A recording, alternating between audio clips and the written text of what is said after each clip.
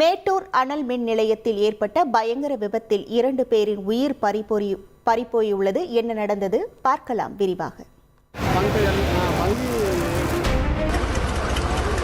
சேலம் மாவட்டம் மேட்டூரில் 840 மெகாவாட் அனல் மின் நிலையம் செயல்பட்டு வருகிறது.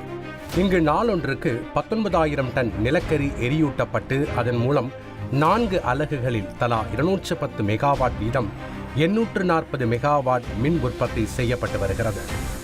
840 மெகாவாட் அனல் மின் நிலையத்திற்கு தேவையான நிலக்கரியை பிரஷர் மூலம் அனுப்பப்பட்டு அதிலிருந்து வெளியேறும் பவுடரை பங்கர் டேங்கில் தேக்கி வைத்து அதன் பிறகு கொதிகலனுக்கு அனுப்பப்படுவது வழக்கம்.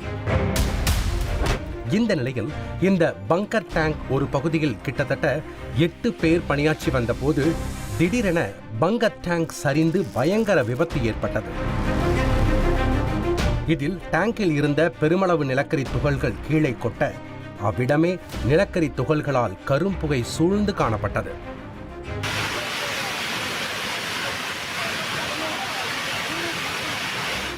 அத்துடன் விபத்தால் சம்பந்தப்பட்ட பகுதியில் தீயுடன் அதிக புகை வெளிப்பட்டது. உடனடியாக அங்கு வந்த தீயணைப்பு வீரர்கள் நீரை பீய்ச்சி அடித்து தீயை கட்டுக்குள் கொண்டு வந்தனர்.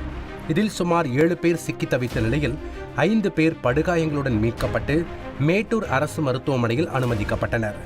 துரதிருஷ்டவசமாக 2 பேர் உயிரிழந்தது அப்பகுதியை சோகத்திற்குள்ளாக்கியது. இதுகுறித்து தகவல் அறிந்த பாதிக்கப்பட்டவர்களின் உறவினர்கள் சம்பவ இடத்திற்கு பதறி அடித்து ஓடிவர அவர்களுக்கு உள்ளே செல்ல அனுமதி மறுக்கப்பட்டுள்ளது. இதனால் உள்ளே செல்ல அனுமதி வழங்க வலியுறுத்தி அதிகாரிகளுடன் உறவினர்கள் வாக்குவாதத்தில் ஈடுபட்டதால் பரபரப்பு ஏற்பட்டது.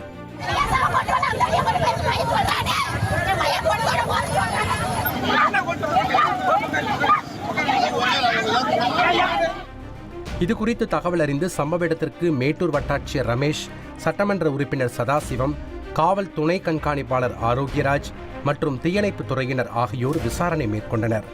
நிலக்கரி குவியலில் மேலும் சிலர் சிக்கியிருக்கலாம் என கருதப்படுவதால் மீட்பு பணிகள் தொடர்ந்து வரும் நிலையில் அவ்விடமே பதற்றத்தால் நிறைந்துள்ளது.